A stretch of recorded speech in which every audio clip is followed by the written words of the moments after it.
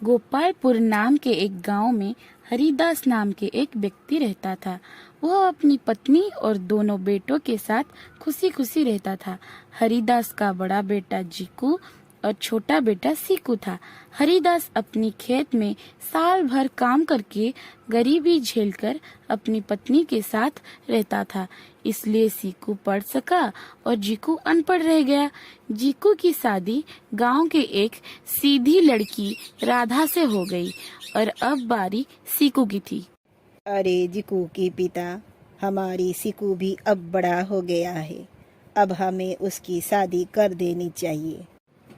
शाम को सीकू जब घर लौटा, हरिदास ने उसे कहा, अरे सीकू बेटा, तू अब बड़ा हो चुका है, हम तुम्हारे शादी करना चाहते हैं। पिताजी, मैं एक लड़की पसंद करता हूँ, उसका नाम लिसा है। जब मैं शहर को पढ़ने के लिए गया था तब वो मुझे मिली थी। सीकू ने खुलकर सारी बात अपने परिवार वालों को कहा। तभी उसकी माँ कहती है, पर सीकू बेटा, लिसा शहर में बढ़कर आया है। बड़ी बहू गांव की थी, इसलिए उसने सुख दुख को सहकर एक घर में हमारे साथ रह रहा है। मगर क्या लिसा ये सब सहकर हमारे साथ एक घर में रह पाएगी? हाँ माँ, लिसा बहुत अच्छी लड़की है, वह हमारे साथ एडजस्ट कर लेगी। जल्दबाजी में आकर सीकू ने कह तो दिया, पर क्या लिसा इनके साथ रह पाएगी? कुछ ही दिन में लिसा बहू बनकर अपनी ससुराल चल आई। राधा बहू, जाकर अपनी देवरानी की गृह प्रवेश कर। जी माँ जी, आओ मेरी देवरानी, इस कलश गिराकर गृह प्रवेश कर। लिसा जल्दी से अंदर आ गई और कमरे के कोने में बेड पर बैठकर मनी मन सोचने लगी। हे भगवान, मैंने तो सोचा था कि मेरे ससुराल वाले अच्छे खानदान के होंगे, ये तो सारे के सारे भिखारी निकले। ये सब इस छोटे घर में कैसे रहते हैं? थोड़ी देर में रात हो गई और सभी सो गए, मगर सड़क से गुजर रही गाड़ी का हॉर्न की आवाज से लिसा को नींद नहीं आती थी, इसलिए वो सीकू को चिढ़कर उठा दिया। क्या हो गया लिसा, तुम्हें आधी रात को नींद नहीं आ रही है क्या? अरे सारी रात ये गाड़ियों की चेंचे पे सुनाई दे रहा है, ऐसे में मुझे कैसे नींद आएगी? तुम मेरी बात ध्यान से सुन लो। मैं इस छोटे से कमरे में कंफर्टेबल नहीं हूँ। आखिर तुम्हारी गरीब माँ बाप ने खेत में काम करके जो भी पैसा कमाया था, क्या उसी में बस एक ही कमरा बना सकी? पता नहीं ये कमरा खरीदा हुआ है या किराया का है। लिसा, ऐसी बात नहीं है, तुम सोच भी नहीं सकते इस कमरे का कीमत कितना है। ये कमरे का कीमत पूरी 25 लाख रुपया है, क्योंकि ये सड़क की महंगी जमीन पर बना है। यह सुनकर लालची लिसा के आंखें चमक उठी। उसने आखिरी सांस भरते हुए कहा, थैंक गॉड, इस कमरे की कीमत 25 लाख तो है। तुम्हारी माँ बाप की जिंदगी खेत में काम करके कट गई, मगर मैं नहीं चाहती कि हमारे होने वाले बच्चे ये मिट्टी में पले। मगर लिसा, माँ और पिताजी ये कमरा मुझे भला क्यों देंगे? बताती हूँ। इसके बाद लिसा सीकू के कान में फुसफुसाती है और उसके बाद सीकू पूरी तरह लिसा बात में आ जाता है। पिताजी, मुझे आपसे कुछ बात करनी है।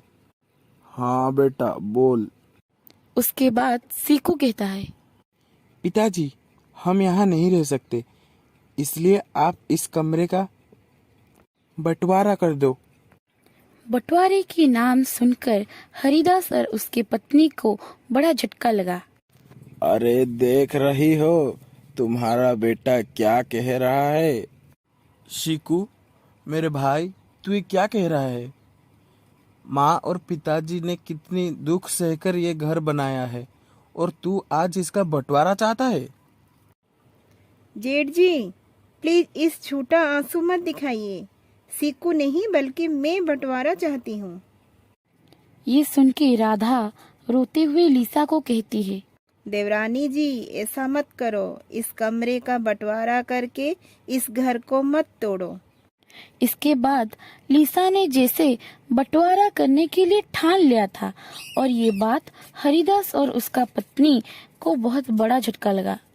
अपनी सास ससुर की सेवा करने से बचने के लिए लिसा सीकू को लेकर शहर चला गया और यहाँ गांव में एक एक करके हरिदास और उसकी पत्नी आंखें बंद कर ली।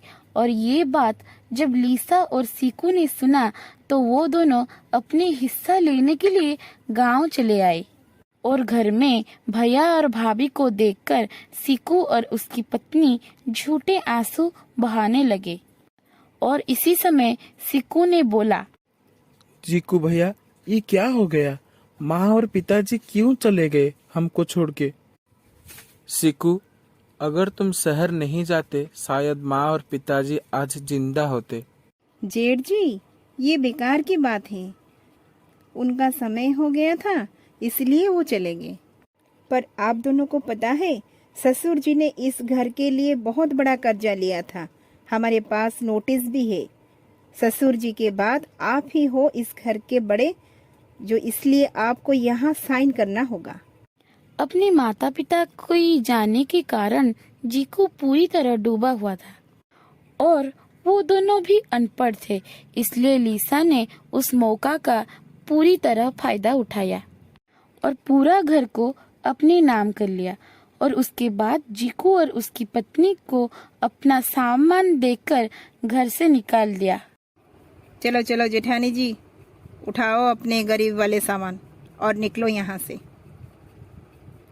देवरानी जी, इस घर में जितना हक आपका है उतना हमारा भी है। हम यहाँ से क्यों जाएंगे? क्योंकि ये कमरा और सारा घर अभी मेरा और मेरे पति का है। आप और जेठ जी ने ये पूरा घर हमारे नाम पे साइन कर दिया है। देखिए, हम अब कहाँ जाएंगे? देखो भैया भाभी, आप पिताजी के खेत को रख लीजिए। आखिरकार लिसा और सीकू का लालच पूरा तो हो गया, लेकिन जीकू और राधा की सर से छत छिन गई और वो दोनों खेत के पास चल आए। राधा, इस खेत का हालत कितना खराब पड़ा है, हम इसमें कैसे रहेंगे? मुझे थोड़ा सा समय दो, मैं इस खेत को साफ कर देती हूँ। राधा ने खेत को साफ कर दिया और जीकू बहुत सारे लकड़ी इकट्ठा करके छोटा सा घर बना लिया। इस तरह कुछ दिन गुजर गया। एक दिन रात को बड़ा सा आंधी आई थी जिससे कई घर ढह गई। इनमें से सीकू का घर एक था। सुनो जी, हमको इस घर से जल्दी निकलना होगा।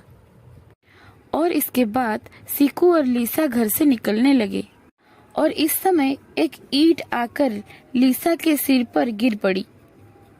तभी रोते हुए सीकू लिसा को लेकर बड़े भैया जीकू के पास आया। भैया भाभी, दरवाजा खोलो। अरे सीकू, ये कैसे हुआ? लिसा को ये चोट कैसे लगी? सीकू रोते हुए जीकू को सारी बात कहा। सारी रात जागकर राधा ने लिसा का इलाज किया। अगले दिन जब लिसा को होश आता है, वो खुद को अपने जेठानी के घर देखकर हैरान हो जाता है। उठो मत लिसा, तुम्हें आराम की जरूरत है। उसके बाद सीकू लिसा को सारी बात बताता है। यह सब सुनकर लिसा को अपने गलती का एहसास होता है और बंटवारा को तोड़कर दोनों भाइयों खुशी खुशी रहने लगे।